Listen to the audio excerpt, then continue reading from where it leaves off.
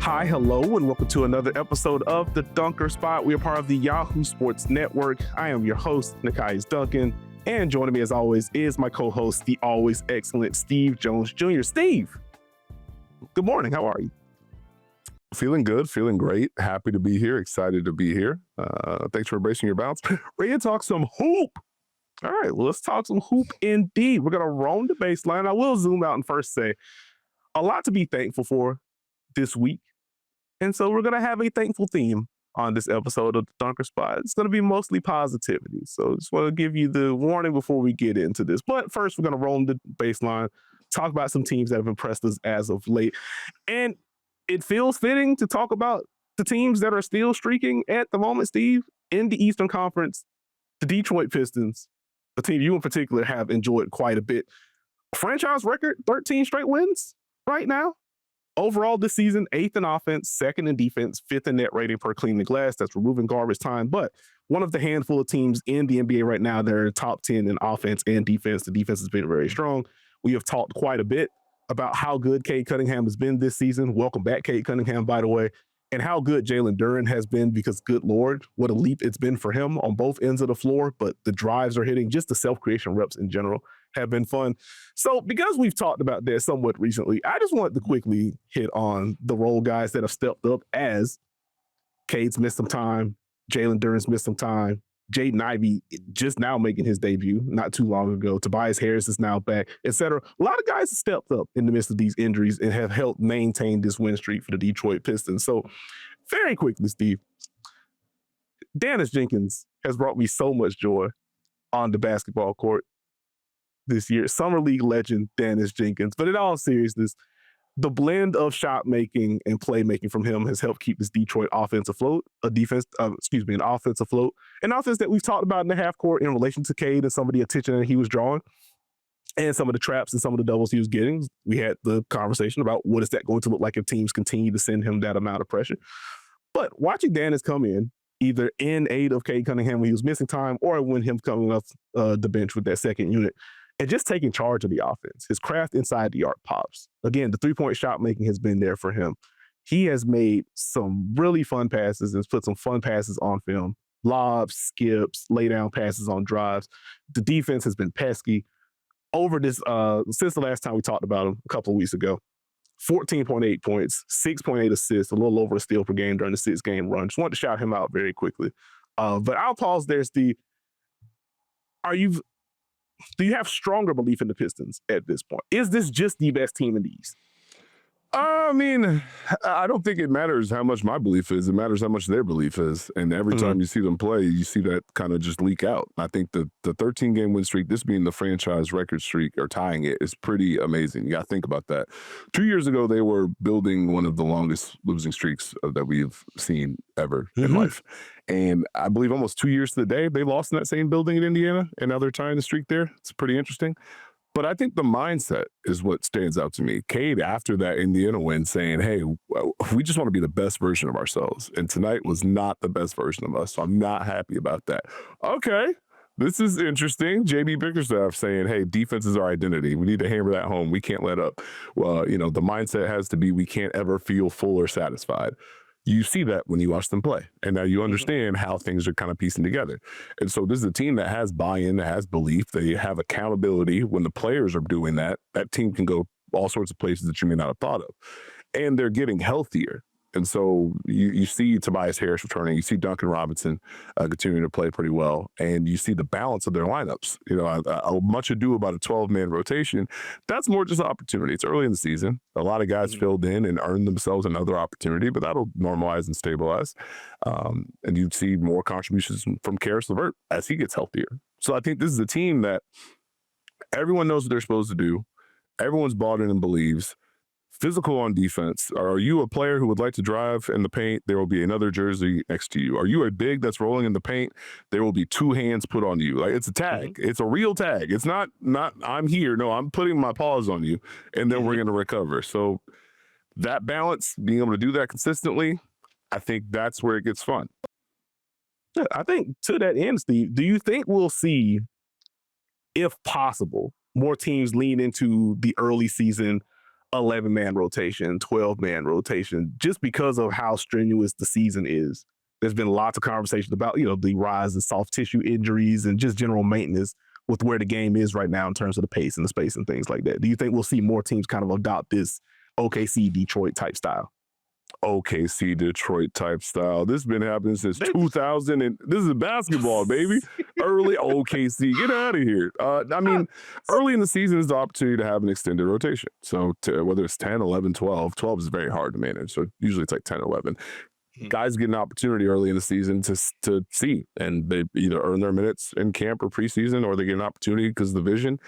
It's a little tougher now because everything's a little more concise as far as the preseason and camp goes. But yeah, it's always been one of those things where our rotation is expanded and we're going to shorten as the season goes on. I truly think you should lean on your depth a little bit more and get those guys going and have them in good position later on in the season, especially if you're pushing towards the playoffs. I know I get yelled at for that, but that's just me. I'm not against all bench lineups. Let's get our team right and let's work together and protect our stars a little bit.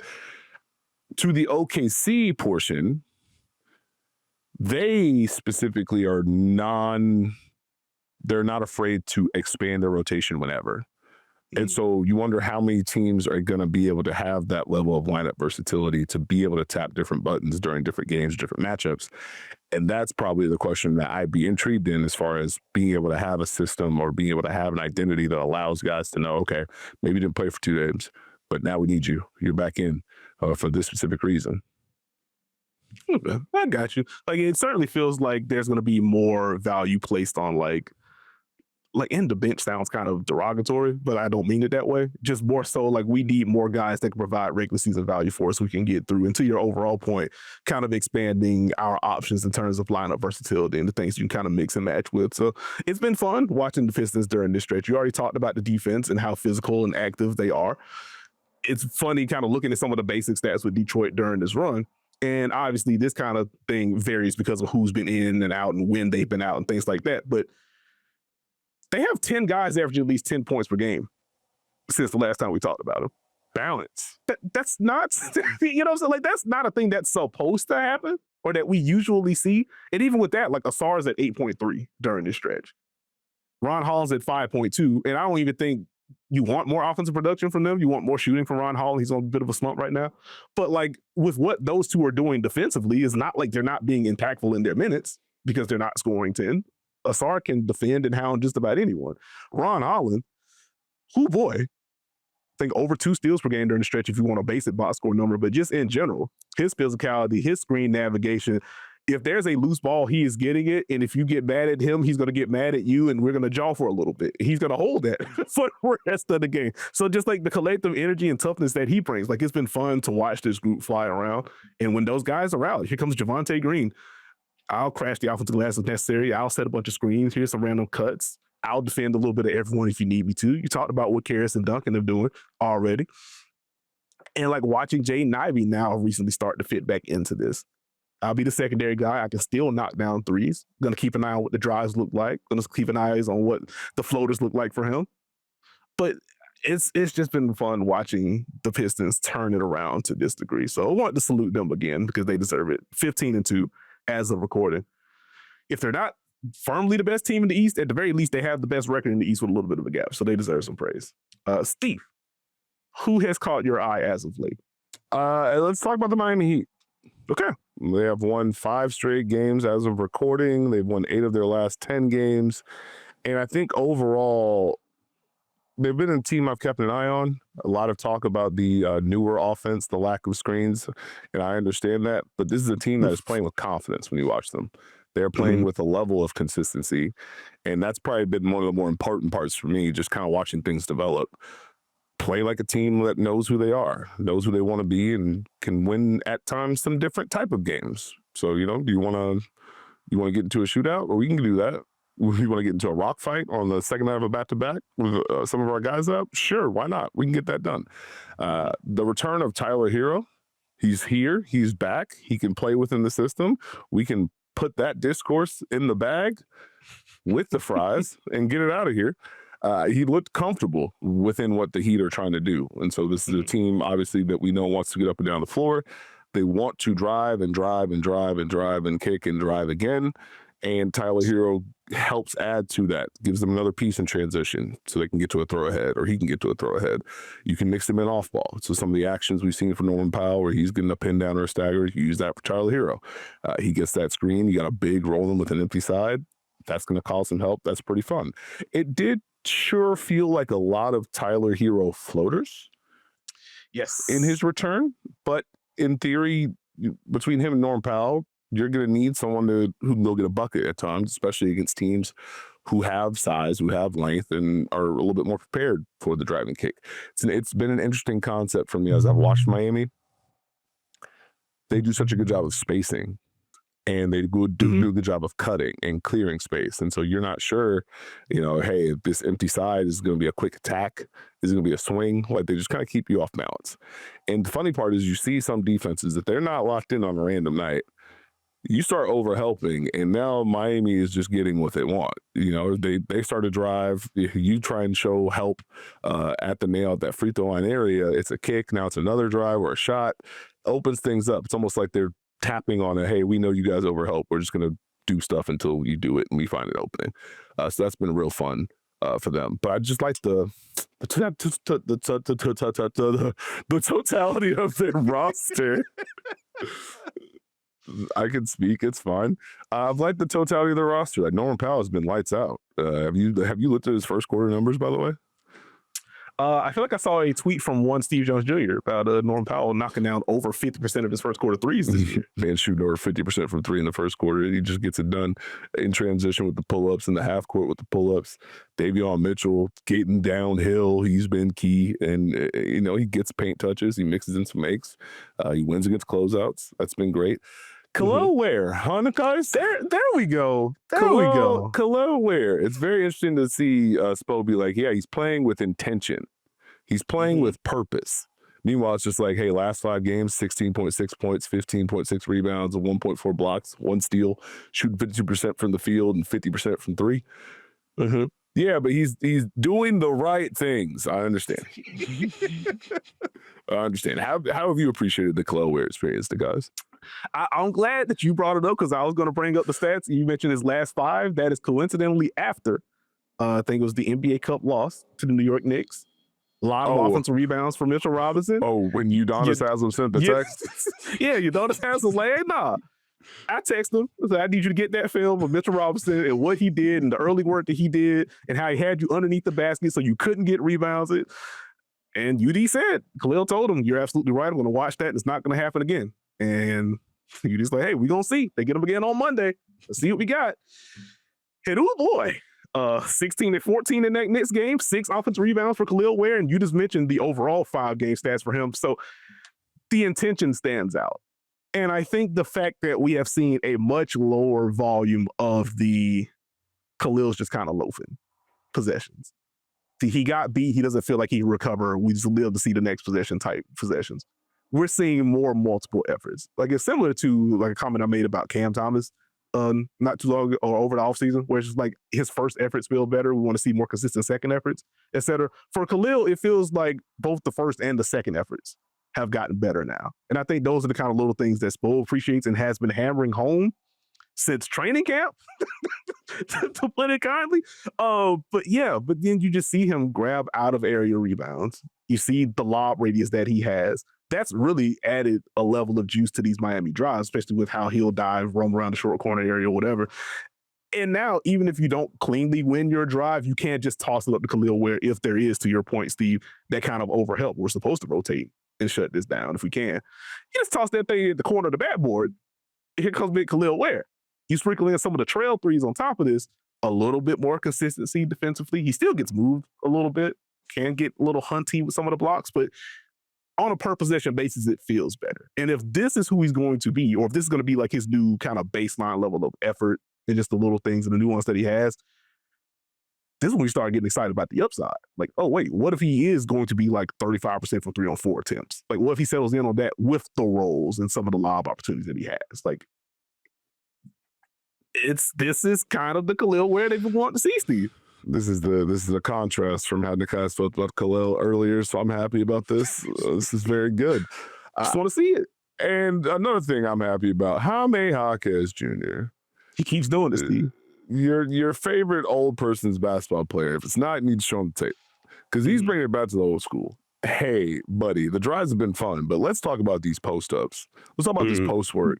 Let's talk about clearing the side. Let me turn to a side. Let me back you down, hit first real quick. See how you react. I get to my spot and fade right over you. And if that doesn't work, I might hit you with a spin move next time. And if I run in transition and I got someone small on me, I'm going right to the block. I'm going to get the ball. I'm going to see what I can do. That post work to me has stood out because that helps on those nights where teams are able to stay in front of those drives. That's significant because they need his scoring off the bench to boost that second unit, who just goes out there and plays like almost it's pickup, like it's noon ball. Like they're there every Friday on the dot, and you don't know that they do this until you're down 8-0 within the first like 2 minutes. And it's insane. I just enjoyed how they fit. Think about this. The Miami Heat have played so well. I haven't even mentioned Bam Adebayo yet. The defense has been there consistently. And it's funny to see people kind of knocking on the door of Bam Adebayo Defensive Player of the Year. I see y'all. But I give a salute to the Heat. I am keeping an eye on how this develops against different teams who do have more size, who do have more length, who are able to keep the ball in front and protect the rim and protect the paint and make it a little bit uneasy. But so far, so good. Well, just quickly to bounce off of the Bam DPOY thing, Steve, because he has been one of the best defenders in basketball for quite some time, particularly when he's healthy. He is anchoring, as of recording, the third best defense in the NBA. And I think still the best half-court defense in the NBA, which is a surprise to me considering what OKC and Detroit have been able to put together this year.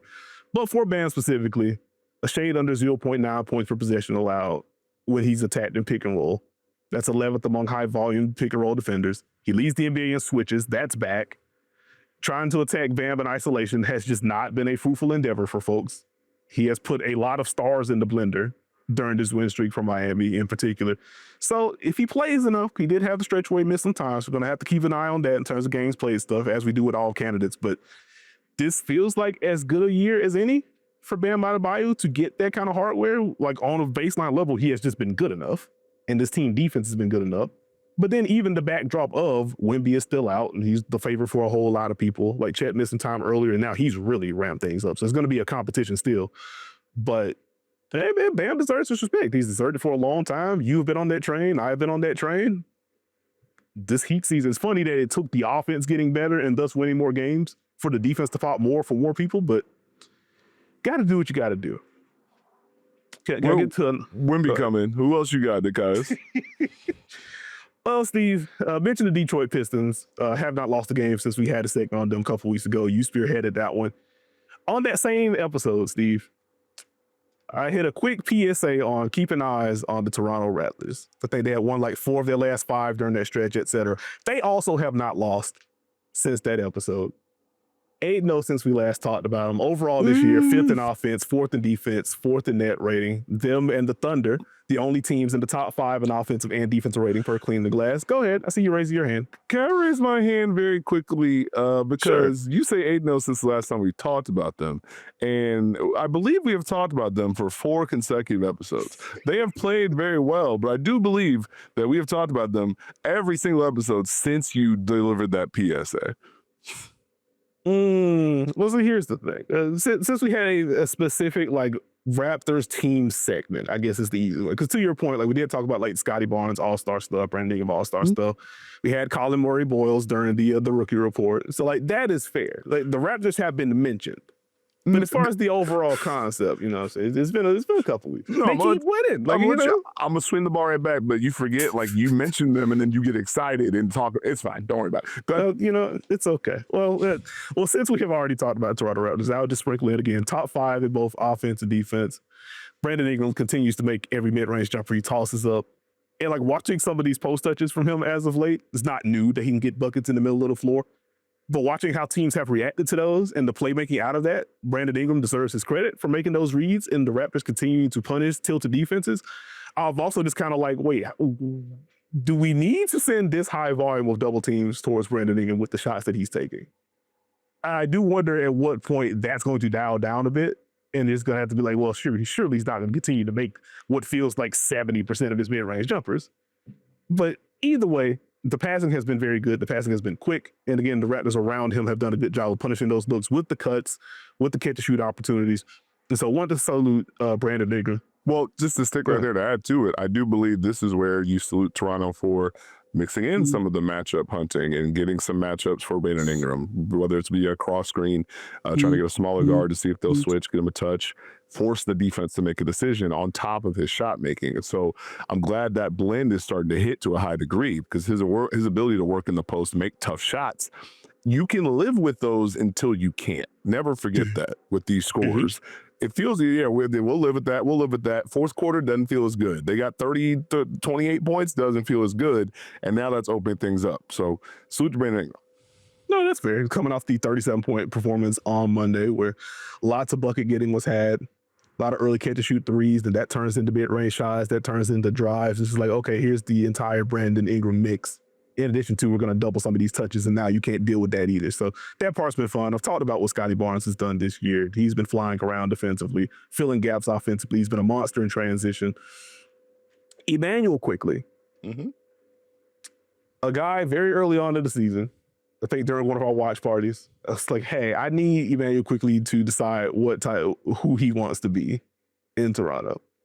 Like the point of attack defense can't be this. And if you're also not making shots, then it is a small guard that is getting dinged on both ends, and it can't be that for Toronto. Over the last 8 games, Steve, shade under 17 points per game, 66% on twos. The floaters seem to be back. 42% from 3 on over 7 attempts.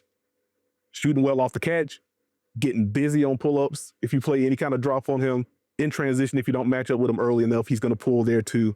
83 from the line if you care about that. Doesn't get to the line that often, but it's cool to see. 5 boards. He juices some of these transition attacks with the way that he swoops in. Nearly 6 assists a game.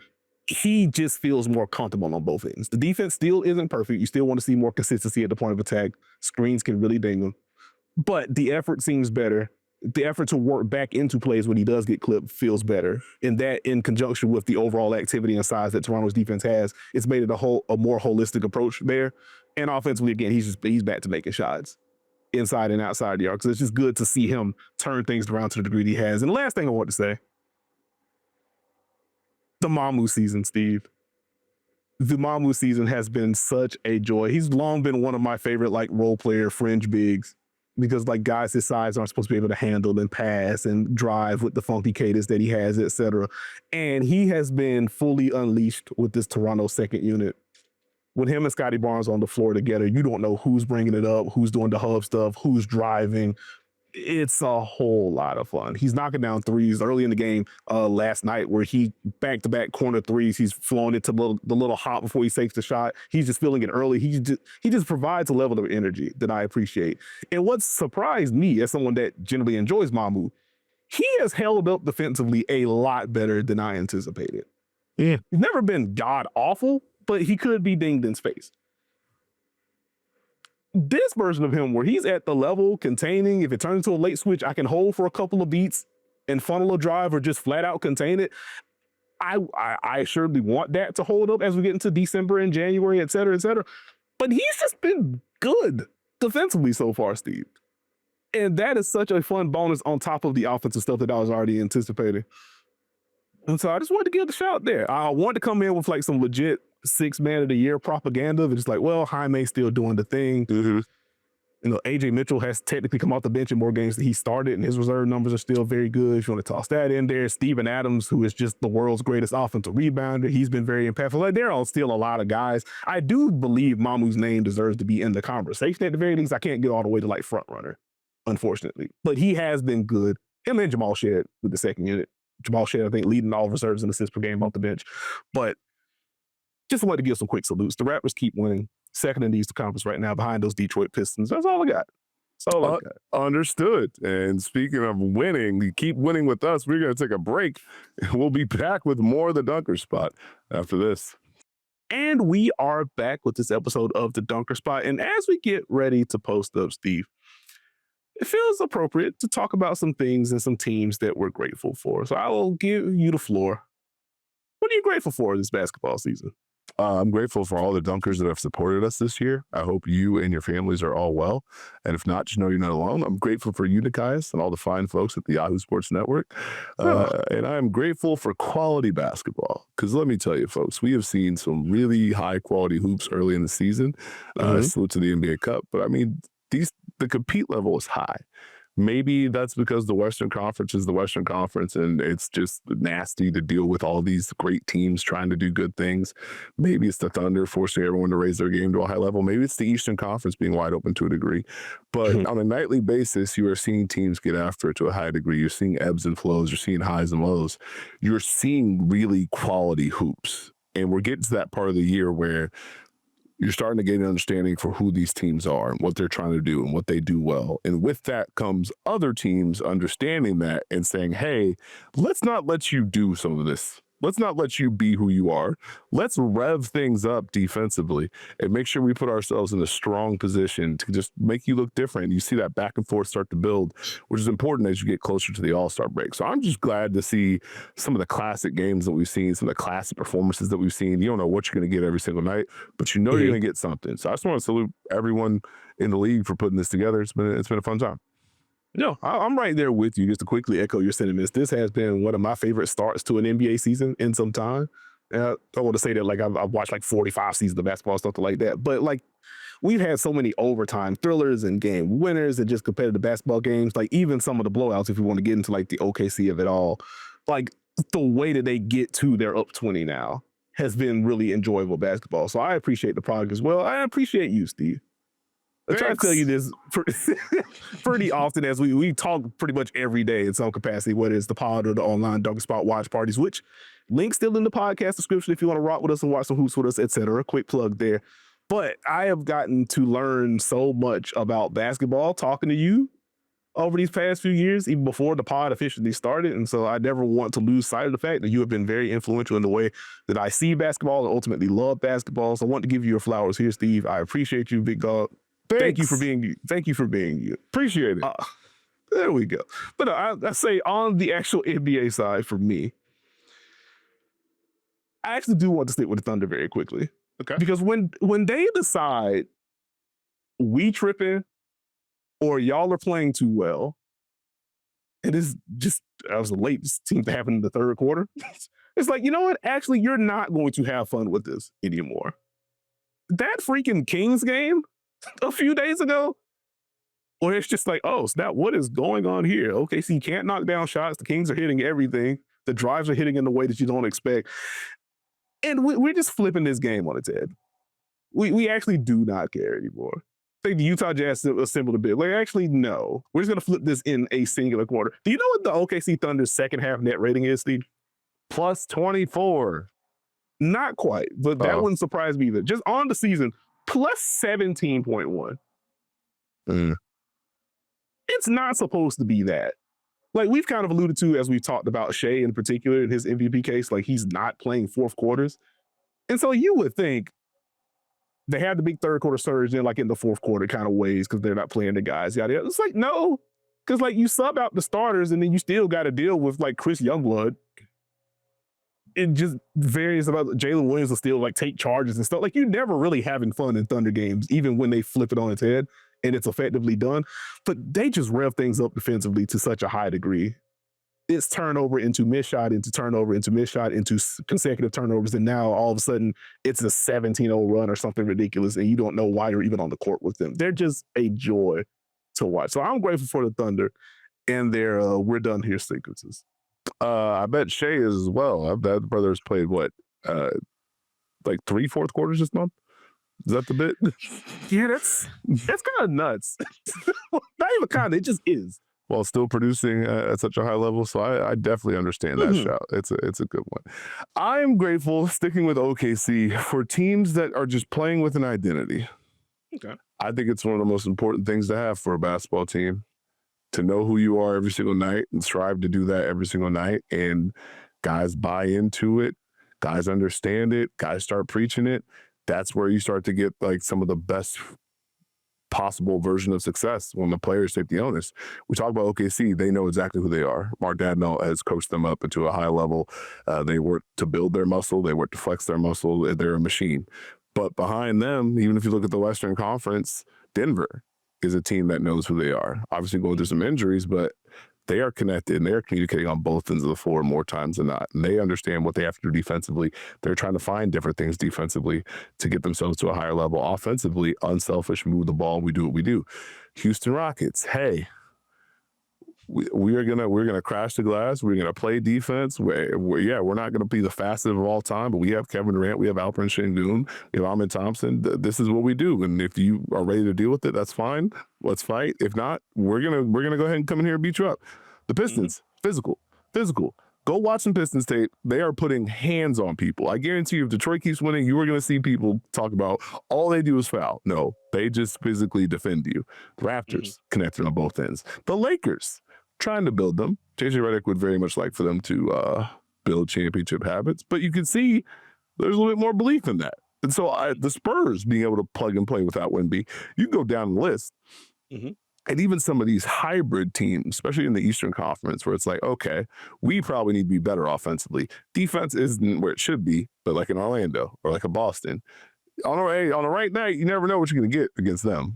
So that's just been fun to kind of watch these teams figure out who they are. I like that. And to circle back to one of the teams that we mentioned a little bit earlier, talking about things that we're grateful for, I will put the hat on very quickly. Thank goodness the Miami Heat are just fun this year. I have a fun offense, Steve. A relatively good one, 11th in offensive rating as I'm recording, and the half-court offense has been good. But just fun. For long-term Dunkers, you know this, but for people who are new to the show, grew up a Heat fan. And so I have seen a lot of iterations of Miami Heat basketball. Shaq and Wade, very good. Shaq and Wade championship.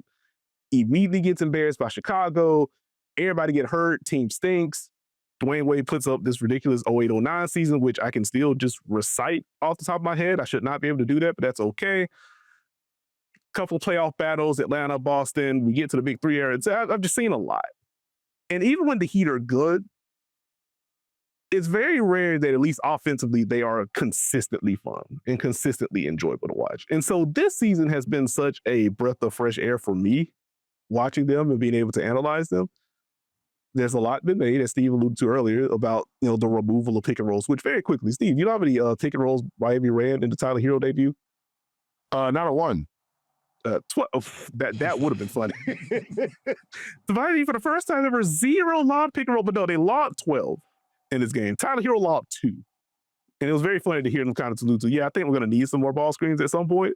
But I'm just trying to fit in right now, so I am keeping an eye on what that's going to look like in a couple weeks. Since we're here, the funniest part of the debut was when early in the game, when he was pushing it up and kind of waiting for a big to set a drag screen for him early, and there was no big coming, and so he just kind of crossed over and reject like there was one, and it was funny. I think he got to one of those floaters, if I remember correctly, a floater or pull-up. It's like, it's going to take a little bit of time. So we're going to see what that balance ends up being, but it's been a lot of Heat basketball in my day, Steve, and I am enjoying the Davion and the Jaime and the Norm Powell and Bam and this version of Khalil, and it feels good. It's not always perfect. There's certainly still pockets of games where I'm like, hey, what is this? But by and large, this has been a very enjoyable experience. So I just want to salute the Miami Heat on that front. Very good. I hope this is not like Thanksgiving when insert relative gets too excited about their team that is playing on that day. Anyways, that to me, I would just like to give a salute to alternate courts. I love alternate courts. I like alternate jerseys. I like when they match. I think it's fun. I don't think it's a bad thing. I think more teams should embrace it. Specifically you, Portland, please figure out a way to make a court that matches your airplane jerseys. I beg of you. But we've got, the Wolves, Prince jerseys. Like, there's a lot of fun stuff out there, and it's just nice to see. I know the cup courts, some people don't enjoy them, but hey, it's a Friday. Let's have some fun. So that's been fun for me. Okay, so you mean to tell me you don't like red court with like black and green jersey? That doesn't do it for you? No. Okay. Let the quiet know. It's not going to do it. But no, I respect it. While we're still on teams, I put in my notes, shout out to the Phoenix Suns and their pursuit of annoyance. We had a full-blown episode with the great Stephen Prejean Garner breaking down everything they were doing on both ends of the floor. So check that out for deeper actual analysis. But it's mostly baked into their defense. They're just always there.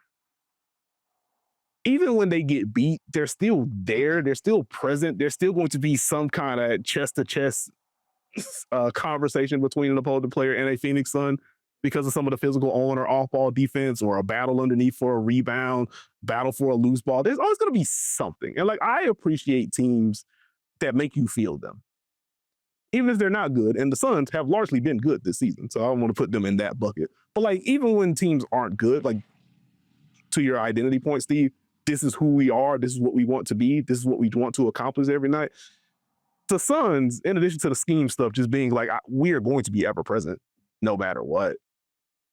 If it's not Dylan Brooks, it's going to be Colin Gillespie. If it's not Colin Gillespie, it's going to be Grayson Allen when he's healthy. If it's not going to be Grayson Allen, it's going to be Ryan Dunn. If it's not going to be Ryan Dunn, it's going to be Jordan Goodwin. If it's not going to be Jordan Goodwin, it's going to, it just keeps going and going. And so I just really appreciate that portion of the program for the Phoenix Suns. So wanted to give them a quick shout there. Back to you, Steve. I just want to give a quick salute to top teams winning games on the road. Bring that back. Bring that back. OKC 9-1, Denver 7-2, Lakers 8-2, Rockets 6-2, Pistons 7-1, Raptors 7-3. Very funny bit with the Atlanta Hawks, by the way. They are 8-3 on the road this year. Yeah, the home games have been kind of. They are 3-4 at home. Yes. So incredibly funny bit. But I like the old school mentality. We're going to your house. We're going to win, and we're going to have a fun flight home. Okay, I like it. While we're in the Western Conference for me, I know what the offensive rating is. It's bottom 10 in the league. I understand. But stylistically, I just like watching the Utah Jazz offense, Steve. I just appreciate where they place their bigs, the actions they can run off of those things, the volume of off-ball screens and the variety of screens and screening locations they can get into. It's helped the breakout year of Keontae George, for one. The breakout year of Lauri Markkanen, who just continues to light it up, et cetera. But again, back to your identity point, like, this is what we want to do. You can tell this is how we are going to win if we win. I think Will Hardy establishing a foundation offensively and, as we've talked about before, being willing to tinker things defensively. This is going to be the switch all year. Okay, this is going to be the super aggressive year. Like, we'll just do different things and figure out what works with the personnel that we have. But the offense just sings schematically, and I just appreciate that portion. So I want to get a quick hat to Utah around the play-in picture because of what the bottom of the West has been. I don't think they want to actually make the play-in this year for hashtag reasons, but they are currently there. They're in that range as of this recording, and a lot of that has been the offense. So wanted to give the quick salute.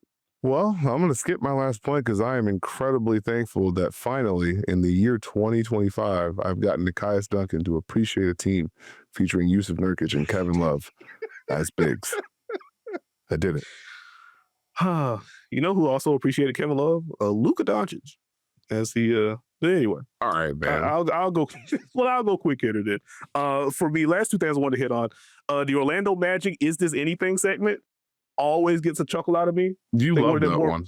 It's so fun. You just get the pose and then random stat. Like recently in the game, they were talking about what was it? They made like 18 free throws without a miss in the second quarter of a game. Mm-hmm. And I'm just like, who even thinks to But it's just like stat plus pose, arms crossed. We got we thinking sometimes. It's very fun for me. I always get a chuckle when I'm watching Magic games either live or like day after stuff.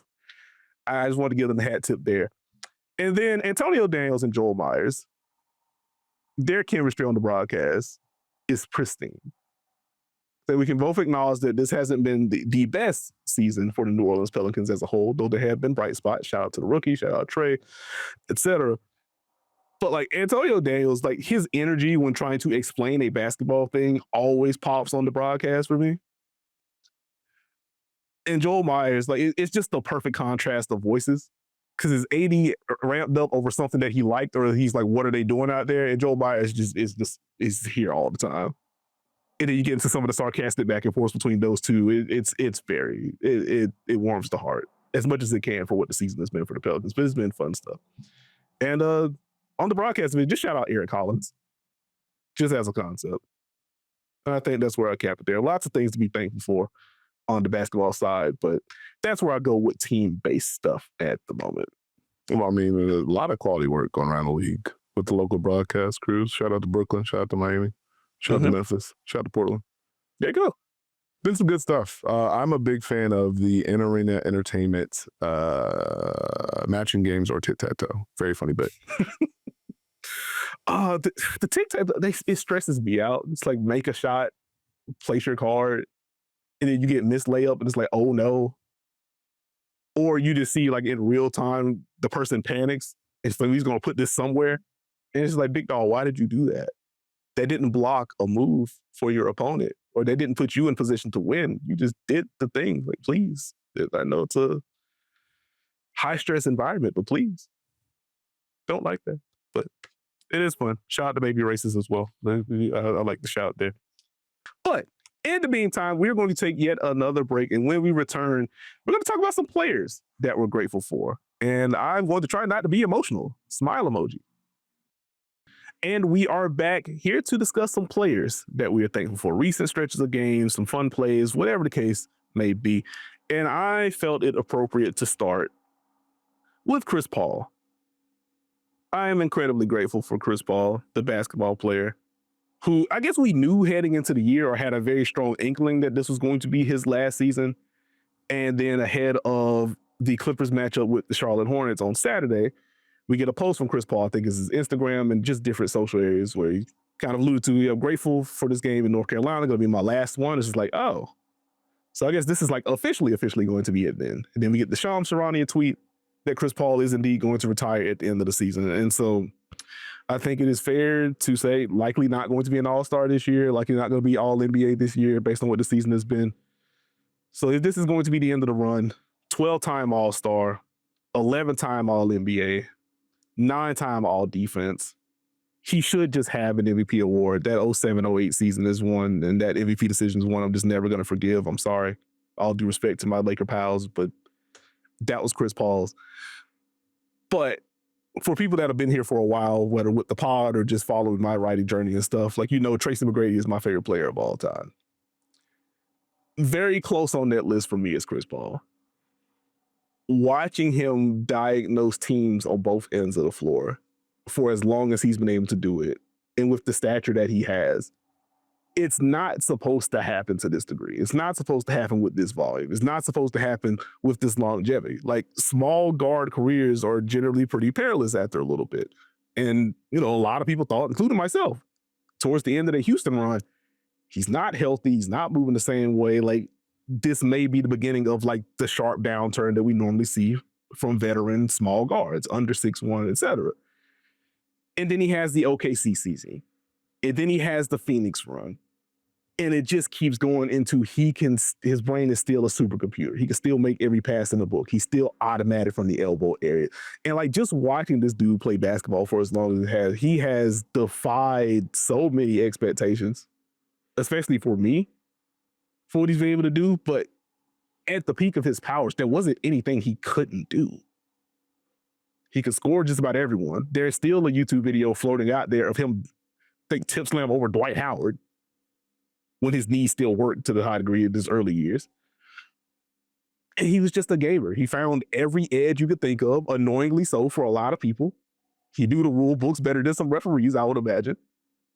But like, for a guy that cared about winning that much and would look to find literally every edge that he could to win basketball games, is a thing that I respect. And it is to just the overall skill set. One of the best passers ever, one of the best on-guard defenders, especially around that size range that we've ever seen. There was a stretch of time where he had, if not more steals than turnovers, then very close to that. And that is absurd to put that kind of collective two-way thing together. And so I just want to salute Chris Paul. I have a lot of thoughts, but like, just on a baseline level, this is one of the best players we've ever seen. Tremendous career for Chris Paul. And it was dangerous when he would just lurk and make plays and make reads, and all of a sudden, I'm going to shoot the basketball based on the data that I've collected, and we're going to win this game. And he taught me some incredible lessons when I worked in Memphis, and he was a Clipper. And I remember sitting, doing playoff prep, and recognizing very quickly boy, this is going to come down to if we can guard Chris Paul and pick and roll. And I had to deal with that for 2 consecutive years. That was fun. And then one of the first times I was out on the second round on the bench, Chris Paul looked at the sideline, and one of the coaches was trying to get the play call to call it out. And he said, a play call. And the coach was like, it's pick and roll, it's pick and roll. He smiled. It was not pick and roll. It was veer action, which is a fake of a pick and roll into a pin down. It resulted in a lob, and that is when I knew I need to know my bleep. Oh, no. So, yeah, yay trauma. Well, darn. Okay, well, we're gonna move past that specific era of Chris Paul. Can I go back to 07-08 very quickly? Why? I just, for the people that aren't aware of what that year was for Chris Paul, I don't say it lightly that I think he should have won MVP that year. But in that season, a little over 21 points per game, 52% on twos, 37% on threes, 85 from the line, 11.6 assists per game, led the league, only 2.5 turnovers, 2.7 steals per game, only 2.3 fouls. And then you get to the playoffs and it's 24, 5, and 11 for him. And there just wasn't a darn thing that anybody could do with him. Like, just watching inside the arc pick and roll him and David West is like, what do? You switch, he's going to bake your big. You play drop, he's going to pull up or just sprinkle in pocket passes. You're not putting 2 on the ball against them. It was just basketball nirvana for me, watching that man operate in the half court. And so incredible run for him. And so again, I'll leave it there. I don't want to turn this to a Chris Paul pod, but I want to salute Chris Paul. Steve, any players you want to shout out? Just want to salute James Harden. Okay. Still doing it. Deserves the respect. Averaging 33.6, 7.6 assists, and 6.9 rebounds over his last 8 games. Only Clipper in team history to record those averages over 8 games. Wow. So, as he said, basketball is life. Salute to him. Okay, I like it. While we're on ball handlers, quick salute to Jalen Brunson. Career high scoring season for him. 55% on twos, 37% on threes, 86 from the line, getting to the line a good bit, 28.3 points per game. Kind of want to talk about the passing from Jalen Brunson. It's not a career high for him in terms of assists per game, but like watching how quickly he's processing things as a passer has been a pleasant, I want to say surprise, but like a pleasant bonus of this Knicks season, at least offensively. The defense, we will talk about that on a later pod. They miss OG Anunoby. We will just leave it there. But the offense has been very good for the New York Knicks. Jalen Brunson has been very good, but he's processing things quicker as a passer. The chemistry between him and Mitchell Robinson, and just in general, his willingness to toss some of these lobs as he gets inside the arc has been a fun one. Now, again, not going to confuse him with Luka Doncic or anything, but he's already thrown 8 lobs, or at least 8 lobs that have ended in shot attempts or dunk attempts this year. He logged 17 all of last regular season. We're at 8 before Thanksgiving. It's just a small note, but like something that is popping on film for me, in addition to just the bucket getting that we're used to with Jalen Brunson. So I wanted to give him the salute on that point, because like like the Knicks media contingent and like the Knicks content creator contingent is very good. And so I'm not going to say like literally no one's ever talked about it, because I know it has been. So I at least want to use my platform to also say, hey man, he's grown as a playmaker, and that feels important for this Knicks team. Just wanted to salute him there. I just want to quickly say we should just enjoy the fact that we get to watch Stephen Curry and Kevin Durant and LeBron James still play at a high level. So I'm thankful for that. Yeah, I like that. Quickly for me, Keegan Murray, welcome back.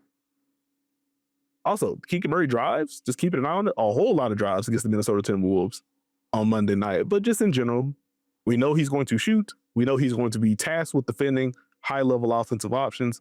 Anything that he provides is a conversation we've had before, Steve, but anything he provides off the bounce, I just want to see exploration from there. I'm keeping an eye on the drives of Keegan Murray. But in terms of the joy index for me, watching the Kings, which big win last night against the Minnesota Timberwolves, fun finish there. I'm glad that Keegan is back to add to the young mix and things like that. So I wanted to give a quick shout out to Keegan Murray. Max Christie, want to give him a shout.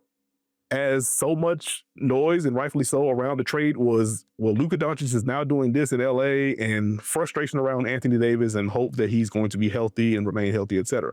Max Christie just quietly career high in scoring, shooting 48% from three on solid volume, and like at least trying to defend his tail off. I think he is overmatched in some of the matchups that he's been tasked with. But overall, competing hard on that end, just the off-ball value that he's provided in general, I think has been good for this Dallas group. It's been a bright spot for me watching their games. And so, like, I just want to say, like, Max Christie, we see you. We see you. And finally, just to nudge Steve a little bit. So Aaron Holiday with the Houston Rockets, about 12 minutes a game, 7 points per game, shooting 48% from three. It's pretty darn good. Double-digit scoring in 4 of his last 5 games, and he's coming off of a season-high 22 points. Dating back to our division preview that we did with Houston, it immediately became a bit of a meme when we got to the lineup portion, which is like, hey, what lineup do you think is going to perform the best, whatever? What's the lineup you want to see? I thought that Houston's best lineup, with like, you know, minimum 50 minutes, 75 minutes, whatever you want to put on it, was going to include Aaron Holiday. The actual lineup that I listed with Aaron, Amin Thompson, Tari Eason, Kevin Durant, Alfred Sengun hasn't logged them in it yet. So probably going to end up taking the L on that portion. But I would like to say the Rockets have outscored teams by 37 points in Aaron Holiday's minutes, and it's nearly a plus 17 net rating with him on the floor. He has been helpful for them. And so I just want to say, Aaron Holiday, I see you as well. I wanted to talk about Wemby or Jokic and what they do night to night, but after that, go ahead. I'm getting up from the Thanksgiving table and I'm going to go to a different room. That's what I'm going to do. How does one take an L while doing a victory lap? I don't understand the concept. So I'm going to say we take a Jet 2 Holiday and hit the horns. I think you can acknowledge being wrong on something while also saluting the overall play. I don't think it's got to be mutually exclusive. But you know what, Steve? I'll the horns. Well, all right. Thank you for listening to and or watching this episode of The Dunker Spot. Please subscribe if you haven't already. We are on Apple, Spotify, RIP Google, Stitcher, Podbean, wherever you get your podcasts, you can find us. Subscribe to the Yahoo Sports YouTube channel if you haven't already. We're here every Tuesday and every Friday. We'll once again say, for the episode that's dropping later in the week, if you have basketball questions for us, NBA, WNBA, Unrivaled, anything of the sort, email us at dunkerspot@yahoo.com or leave a comment on the YouTube channel. We'll get to those questions. We got a mailbag episode coming up next, so send those in. And with that, we will catch y'all later. Enjoy the holidays.